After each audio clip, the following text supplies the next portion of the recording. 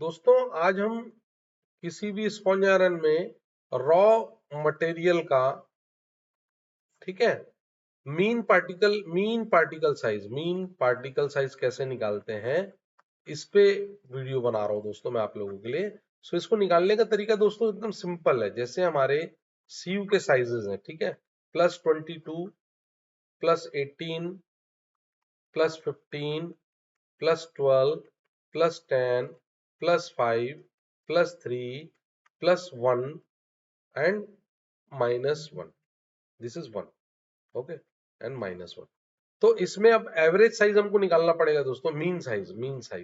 तो 22 वाले के लिए हम डायरेक्ट 25 ले सकते हैं, क्योंकि स्पॉन्ज आयरन में परमिसिबल साइज मैक्सिमम 25 mm होता है, ठीक है। अब ये दोनों का एवरेज अगर हमको निकालना है तो क्या होगा, 22 + 18 divided by 2, so that is equal to 20। ऐसा करके ये दोनों को जोड़ो, this plus this divided by 2, तो इसका जब मीन साइज आप निकालोगे तो ये कितना आ जाएगा दोस्तों, it will come around 16.5, then 13.5, then 11, then 7.5, then 4, then 2 and then 0.5, है ना। तो ये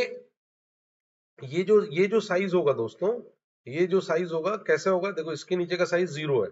अभी देखो ये वाला जो साइज आया था कैसा आया था, 3 + 1 divided by 2, so that is equal to 2। ये -1 है, इसके नीचे कुछ नहीं मतलब 0 है, तो -1 + 0 डिवाइडेड बाय 2 दैट इज 0.5, ठीक है। -1 को माइनस मत लो आप, सीयू के नीचे का माइनस है। 1 mm का अगर कोई सीयू है, जैसे 1 mm 1 mm 1 mm 1 mm, इसके नीचे का अगर कोई सीयू है 1 mm का, तो उसके ऊपर रुक जाएगा, तो उसको हम माइनस लिख रहे हैं, माइनस सिंबल नहीं है ना, इट इज नॉट नेगेटिव और पॉजिटिव, ये -1 सीयू है, तो उसका साइज क्या होगा, साइज तो किसी भी पार्टिकल का प्लस में ही होगा ना। सो ये हमारा निकल के सामने आ गया, इसको हम अलग से लिख लेते हैं, 25, 20, 16.5, 13.5, 11, 7.5, 4, 2.5, ठीक है। सो ये हमारा मीन साइज हो गया, मीन साइज ऑफ पार्टिकल। अब इसका परसेंटेज हमको जब हम निकालते गए तो हम वेट लेते गए, तो 25 mm से ऊपर वाला तो 0 ही रहेगा। ये 8% आया, 6% आया, ये कैसे निकाल रहे हैं, अपन वेट कर रहे हैं, टोटल वेट का कितना कितना परसेंट है, ठीक है। तो टोटल वेट का परसेंटेज अपन ने जब निकाला ना, तो ये इतना इतना परसेंट आ रहा है। तो अब आप इसमें क्लियर कट देख सकते हैं दोस्तों कि जो 24%, ये 27% ये सबसे ज्यादा है, ठीक है। तो 12 mm वाला साइज, लगभग 12 mm के आसपास का साइज पूरे रॉ मटेरियल का, स्पॉन्ज आयरन का 27% इन्हें सबसे ज्यादा होता है। अब हमको क्या करना है दोस्तों, अब हम इसको और इसको मल्टीप्लाई करेंगे। 25 into 0 is 0, 20 into 8 is 160, ठीक है। ऐसे करके आप जब इस पूरे को मल्टीप्लाई करोगे तो कुछ वैल्यूज आएंगी दोस्तों, है ना।